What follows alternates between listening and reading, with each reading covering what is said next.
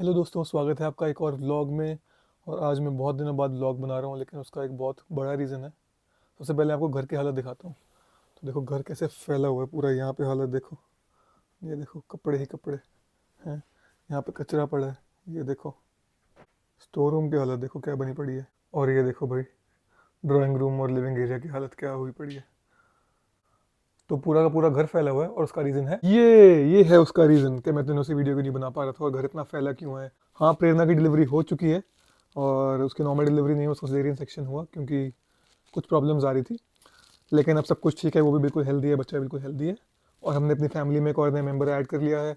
मैं पापा बन चुका हूँ, प्रेरणा बन चुकी है मम्मी। आज की वीडियो में हम दो बातों पे बात करने वाले हैं। एक बहुत ही इंपॉर्टेंट बात है जो कि है नीट एग्जाम का पेपर लीक, और दूसरा बहुत ही एंटरटेनिंग है जो है स्प्लिट्सविला 16 का फिनाले। तो पहले हम इंपॉर्टेंट चीज़ के बारे में बात करते हैं जो कि है नीट एग्जाम पेपर लीक। तो Prerna, what do you think about this all paper leaks का तेरे को पता भी है कि क्या हुआ है? को बस ये पता है पेपर लीक हुआ है और एग्जाम फिर से होने वाला है। तो जो एनटीए नेशनल टेस्टिंग एजेंसी है वो कह रही है कि हम एग्जाम को दोबारा कंडक्ट करा देंगे, इसमें कोई घबराने की बात नहीं अगर लीक हुआ भी है। तो तेरे को क्या लगता है कि ये बच्चों के लिए फेयर है ऐसा होना, कि तेरे को लगता है कि ये बहुत अनफेयर है? What are your thoughts about this? अगर इस बारे में सोचो फिर तो ना ये फेयर है ना अनफेयर है, क्योंकि जिन बच्चों ने अच्छे से तैयारी की थी और जिनको एग्जाम फिर से देना पड़ रहा है उनको फिर से पढ़ना पड़ेगा, तो वो अनफेयर है। जिन बच्चों का पेपर लीक हो गया, मतलब जिन बच्चों को पेपर मिल गया और जिनको नहीं मिला, उनके लिए भी अनफेयर है। तो अब ये बीच का मामला हो गया। सो बेसिकली मेरा तो ये मानना है कि ये बहुत ज़्यादा अनफेयर है कि एनटीए की गलती की वजह से कुछ बच्चों को या बहुत सारे बच्चों को पेपर दोबारा देना पड़ रहा है, और उनका जो स्ट्रेस लेवल है वो और दोबारा कंटिन्यू हो रहा है। आप एक एग्ज़ाम के बाद बहुत कम स्ट्रेस लेवल पे आ जाते हो, आप रिलैक्स हो जाते हो, और एग्ज़ाम्स बहुत स्ट्रेसफुल होते हैं। तो मेरा मानना है कि अब बच्चों को स्ट्रेस के थ्रू दोबारा जाना पड़ेगा। एक और बहुत इंपॉर्टेंट चीज़ जो मेरे को लगती है वो ये है कि कितने सारे बच्चे हैं जिनके पास बहुत कम पैसे होते हैं, ट्रैवल के भी पैसे नहीं होते हैं, और वो ट्रैवल के लिए भी पैसे अरेंज उनके मम्मी पापा लोन लेके किस तरह करते हैं। तो उनके एक बार जो पैसे ट्रैवल के और एग्ज़ाम देने के लग चुके हैं, वहाँ पे जाके होटल में रहने के लग चुके हैं, जिस भी जहाँ पे उनका सेंटर है, उनको वो सारा दोबारा पैसे लगाने पड़ेंगे, और क्या पता उनके पास इतने पैसे ना हो, उनके लिए वो भी मुश्किल हो सकता है। तो ये मेरे को एक बहुत अनफेयर चीज़ लगती है कि एनटीए की जो गलती है उसकी वजह से बहुत सारे बच्चों को दोबारा एग्ज़ाम की तैयारी करनी पड़ रही है, दोबारा एग्ज़ाम के लिए पैसे खर्चने पड़ रहे हैं। ऑल्दो द एग्ज़ाम की फ़ीस तो उन्होंने कम कर दी है, लेकिन क्या वो हर बच्चे की जो एग्ज़ाम तक पहुंचने की पैसे लग रहे हैं या एग्ज़ाम के लिए होटल जो बुक हुआ है उसके पैसे देंगे? हाँ, ये बात तो ठीक है, लेकिन अगर पेपर लीक हो गया है और जिन बच्चों ने अच्छी तैयारी की थी, तो फिर अब वो क्या करेंगे? अब उनका तो चांस कम हो गया ना कि उनको एडमिशन नहीं मिलेगा। फिर क्या करेंगे वो? अब दोबारा पेपर कराना तो एक मजबूरी हो चुकी है, लेकिन एनटीए की बहुत बड़ी गलती है, और मेरे को लगता है कि एनटीए को बहुत स्क्रूटनी के अंडर आना चाहिए। गवर्नमेंट को कुछ करना चाहिए, देखना चाहिए कि किसकी गलती है, और उसको बहुत बहुत ही कड़ी सज़ा मिलनी चाहिए इसके लिए।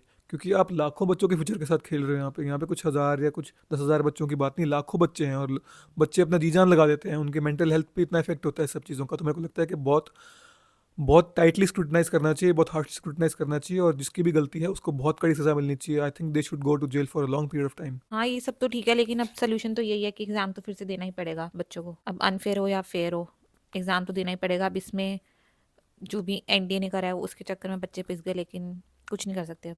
तो मेरा भी जो बच्चे दोबारा एग्ज़ाम दे रहे हैं उनको ये एडवाइस रहेगा कि अब जो हो गया उसको तो कोई बदल नहीं सकता। अब हमारी कंट्री जैसी है वैसी है, हम उसके साथ कोप करना ही पड़ेगा। लेकिन अपने आप को रिलैक्स रखें, ज़्यादा मेंटली स्ट्रेस मत लें। जैसे तैयारी कर रहे थे वैसे 2 या 1-2 महीने और तैयारी करें, शायद जून में दोबारा एग्ज़ाम है, और स्ट्रेस फ्री होकर अपना एग्ज़ाम दें। दोबारा उम्मीद करें और पॉजिटिव रहें, ऑप्टिमिस्टिक रहें कि एग्ज़ाम अच्छा ही होगा आपका, और आपको एक अच्छी सीट मिलेगी गवर्नमेंट कॉलेज में, और आप आराम से डॉक्टर बन जाओगे। अच्छा, तो हम दूसरा जो टॉपिक है हम उसके बारे में बात करेंगे, जो है स्पिट्ज़विला 16 का ग्रैंड फिनाले, जो बहुत ही मज़ेदार था इस बार। बहुत टोटली डिफरेंट था फिनाले, और पब्लिक वोटिंग भी हुई थी। उसके बेसिस पे विनर डिसाइड हुआ इस बार। जो सबसे इंटरेस्टिंग बात मेरे को लगी, जो सबसे ज़्यादा शॉकिंग बात मेरे को लगी इस स्प्लिट 16 फिनाले में, वो था कि योगेश और रूरू बाहर से ही प्लान करके आए हुए थे कि योगेश अंदर एक रिलेशन में आ जाएगा, और उसके बाद रूरू अपनी एंट्री करेगी, जिससे कि बहुत ही एक्साइटिंग कहानी बनेगी, और दोनों फेमस हो जाएंगे, जो कि मेरे लिए बहुत ज़्यादा डिसअपॉइंटिंग था। क्योंकि आई थॉट कि योगेश एक अच्छा प्लेयर है और अच्छा परफॉर्म करता है और अच्छा एंटरटेनर है। लेकिन अगर उसने ये चीप ट्रिक्स यूज़ किए हैं फेमस होने के लिए, या उसने एंटरटेन करने के लिए ऐसी चीप ट्रिक्स यूज़ किए हैं और ऑडियंस को बेवकूफ़ बनाया, तो मेरे हिसाब से बहुत ज़्यादा गलत है, और मैं इसके बहुत ज़्यादा अगेंस्ट हूँ। हाँ, बिल्कुल भी मेरे को पसंद नहीं आया। योगेश से मैंने बिल्कुल एक्सपेक्ट नहीं किया था। लास्ट टाइम मैंने उसको रोडीज़ में देखा था, मुझे नहीं लगा था वो ये हरकत करेगा, और बहुत ही बकवास हरकत करी उसने। लेकिन ठीक है, अब फेम के लिए लोग कुछ भी करते हैं। दूसरी चीज़ जो मेरे को बहुत ज़्यादा अजीब लगी वो थी सुजैन का ऐसे बिहेव करना टुवर्ड्स आकांक्षा। मेरा ये मानना है कि Suzanne started getting jealous of Akanksha क्योंकि उसके बहुत सारे फॉलोअर्स हो चुके हैं, और इसी वजह से जो इन्होंने पूरी स्टोरी दिखाई कि नहीं उसने लड़की ने उसके फ़ोन से निकाल लिया, क्या नाम था उसका, अस्मिता ने सुजैन के फ़ोन से निकाल लिया।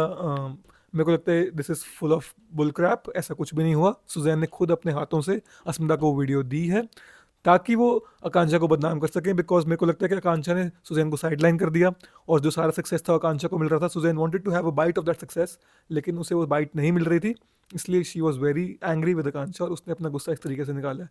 सो very disappointed Suzanne also. I did not think कि वो इतनी बुरी होगी, बट उसने जो किया वो बहुत ही बुरा है। हाँ, मुझे भी यही लगता है क्योंकि जब अस्मिता ने सुज़ैन को बोला सॉरी मैंने तेरे फ़ोन से एयर ड्रॉप कर लिया था, तो सुज़ैन का कुछ भी रिएक्शन नहीं था अगेंस्ट अस्मिता, वो बस आकांक्षा के अगेंस्ट थी। तो मुझे यही लगता है कि सुज़ैन ने खुद ही उसको वीडियो दिया होगा। जो मेरे को बात बहुत सही लगी वो थी गुल्लू ने कितना सही किया। पहले उसने रोडीज में बहुत अच्छा परफॉर्म किया, उसके बाद स्प्लिट्सविला में वो एक अलग रूप में दिखा, बहुत ज़्यादा एंटरटेनिंग दिखा, बहुत ही उसने शो को एक नेक्स्ट लेवल पे लेकर गया, एंटरटेनमेंट वाला फैक्टर उसने इंक्रीज़ किया, लेकिन कुछ भी चीप ट्रिक्स यूज़ नहीं की, किसी को भी ज़्यादा कुछ उसने डिमीन नहीं किया या किसी के अगेंस्ट ज़्यादा नहीं बोला। उसने थोड़ा हिमांशु के अगेंस्ट बोला है, लेकिन वो भी मेरे को लगता है बहुत लिमिट में था, क्योंकि हिमांशु भी बहुत ज़्यादा लोगों को डिमीन करता था, तो उतना तो उसके साथ होना बनता था। ऐसा कुछ उसने बहुत ही एक्सट्रीम नहीं किया और बहुत ही ज़्यादा उसने क्लीन इमेज के साथ शो खेला और शो को जीता है। और मेरे को लगता है पक्का कि वो बिग बॉस की भी कॉल में जाएगा, वो बिग बॉस में जाएगा और वहाँ पे भी वो बहुत अच्छा परफॉर्म करेगा और he is one of the contenders to win Bigg Boss. और मुझे लगता है आकांक्षा भी जा सकती है इस बार बिग बॉस में, तो देखते हैं क्या होता है। और मुझे जो चीज़ अच्छी नहीं लगी इस बार फिनाले में, मुझे लगता है निहारिका डिजर्विंग थी जीतना, वो डिजर्व करती थी जीतना, वो शायद अपने पार्टनर की वजह से थोड़ा ब्लैक कर गई। और जो भी निहारिका और निया के बीच में हुआ मुझे तो मज़ा आ गया देख के। That was another very interesting thing जो निहारिका और निया के बीच में हुआ। जैसे निया ने उसको बोला कि 3 महीने में फेमस हो गई है, but she must have been struggling for so long in industry now. कम से कम 5-6 साल तो स्ट्रगल कर ही रही होगी, क्योंकि वो रोडीज में अराउंड 2020 के अराउंड आई थी और अब 2026 हो चुका है, तो 6 साल से तो स्ट्रगल कर ही रही है। And this must be very hurtful for her. अगर किसी को भी कोई बोल दे उसके सारे एफर्ट्स को ऐसे वो डाउनग्रेड कर दे एक सेंटेंस से, तो बुरा लगता है। And I think it was completely fair for Niharika to give that reply, और अच्छा रिप्लाई दिया उसने और निया को चुप कराया।